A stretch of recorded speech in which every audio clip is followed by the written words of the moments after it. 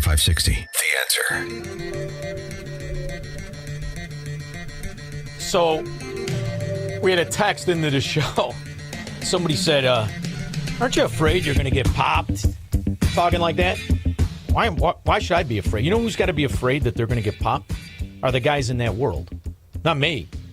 That's the world where, I can tell you a little quick story. I have a lot of friends in that world growing up. And one I love to death. Love him. And his brother, fantastic. And when you talk about tough guys, there's tough and then there's these guys. It's a different level of tough. And they were in that world and we were young.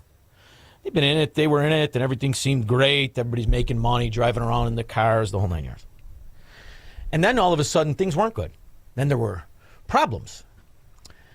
And then it was found out that they had to worry, not about strangers, but about relatives.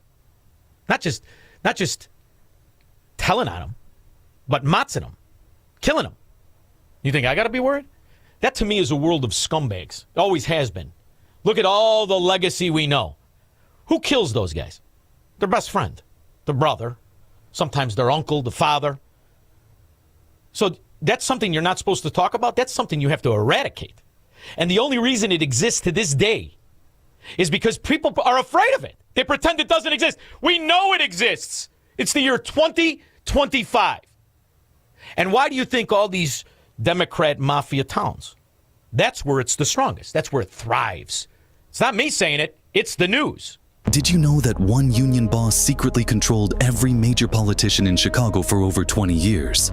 Now you could put New York, you could put New Jersey, put California. Pick a Democrat state. Pick one. Delaware. Let's not forget Delaware. How many you want to do? Pennsylvania. What do you want to do? That's how it works. Don't be afraid of that. Be sick that it exists. And if you keep ignoring it, then it's over with. Like Chicago. 7 out of 10 businesses over the last 14 years are gone. Even the mobster-invested businesses, gone. It's not good enough for me. Greg in Rogers Park. Hey, Sean, Tony Franklin announced last night at the George Floyd birthday celebration that she wants to scale back funding for the Cook County Police Department sheriffs and give it to SEIU workers. Same thing. I sold a house one time to one of those guys. He got out of the car. I thought it was a punchline. He made J.B. Pritzker look like Jake LaMotta. And I said, what do you do? Cook County Sheriff. Oh, are you? Okay, good for you. And I got another one that's a great guy, and they're all great. But, listen, they're bankrupt. They have to get money somewhere. They're bankrupt. They bankrupted the county. They bankrupted the city. They bankrupted the state. They need to lie, cheat, and steal to even give a veneer that they can pay for things. So, believe me, the begging and the tax increases, it's just beginning. Thank you very much. George in Naperville. Yeah, Sean, I thought the only bad things unions did was use those big rubber rats to scare people. I didn't know they were involved in all this other stuff. You know how they got those big rubber rats? That the upper echelon of the unions posed for paintings. Jerry in the Western Burbs. Hey, Sean. How you doing tonight, my man? Good, brother. How are you? So, I went to your Sean Fest out in at Gobert's. Yeah.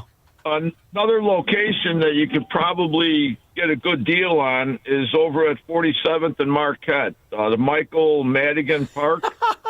Yeah, that'll be great. Yeah, not me, baby. I don't have shoes I hate enough to wear there. But I will tell you, from now until the time they take me off the radio, it'll be at Gobert's.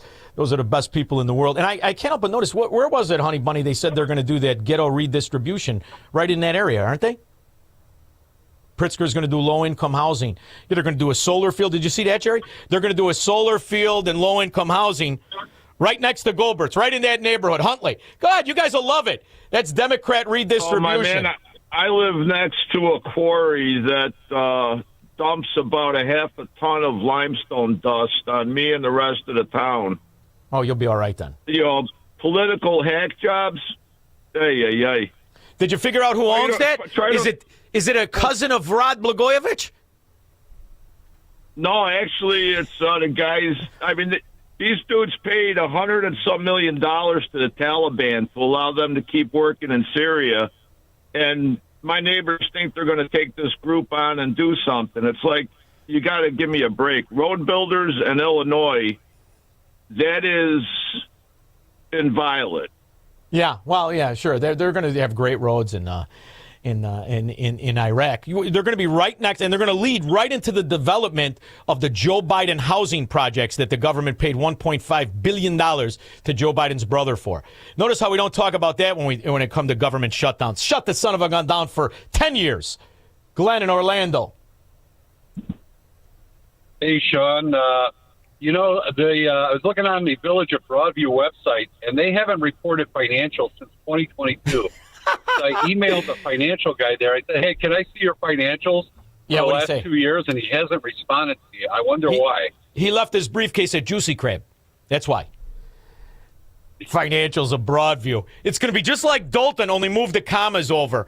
Same scam. And you know why? Because they don't pay for jack. The entire country pays for it. And that's why they're panicking.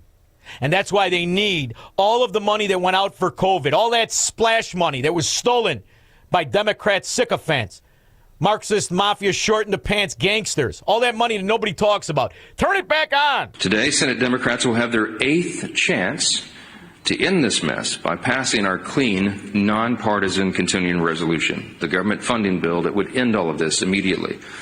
Over 3 weeks ago, the House passed that bill, and you all know the details of it. It is completely clean. There are no policy changes, no partisan riders, no gimmicks or tricks at all. All it does is keep the lights on at the current funding levels for a few extra weeks while we complete the normal appropriations process. Now compare that to the Democrats' counterproposal.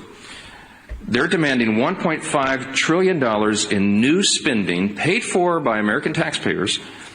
And I want you to be specific. I want us to be specific. I want you to know what that counterproposal includes, because we've not yet gone into all the details of it, because it's large and very absurd. But here's some of the highlights of this. It would reverse common sense reforms that Republicans made in the Working Families Tax Cut that keep illegal aliens off taxpayer-funded health care. This is a fact. Page 57, Section 2141 of their counterproposal, as we've been posting everywhere. And it would, they would add the illegal aliens, non-citizens back to taxpayer-funded benefits. It would cost taxpayers nearly $200 billion. They would also remove a very reasonable and modest work requirement that we put on able-bodied young men with no dependents. As we've said, they should not be riding the wagon and taking Medicaid. That is intended for vulnerable populations, the elderly, disabled, and young pregnant women, for example, and not young able-bodied men without dependents who are playing video games. What would you say to this question the legality of the administration repurposing those funds to pay military members? Look, my understanding of this is they have every right to move the funds around, duly appropriated dollars from Congress to the Department of Defense. They want to send the money back again where they pretend they're spending it to teach transvestites in Ecuador how to juggle. There is no infrastructure. And once the money goes out the door, nobody gives a rip. And it comes right back to the coffers of the very political whores and pirates that approved and demanded that policy anyway. One thing is for certain. I wish that Hakeem Jeffries would spend a little bit more of that money he's stealing on some lessons, because he tried to write a poem, and I just don't think it works. But then again, he probably worked it out with that illegal alien who was dressed like Fidel Castro while he was rubbing baby oil on him at a Diddy party. House Republicans shut the government down. Then they ran out of town. And for the last 3 weeks, they're nowhere to be found. Not even Eminem could sell that. 312-642-5600. He believes in freedom, capitalism, and individual liberty. And because of that, he's become an enemy of the state. He's Sean Thompson, and this is The Sean Thompson Show on AM 560. The Answer.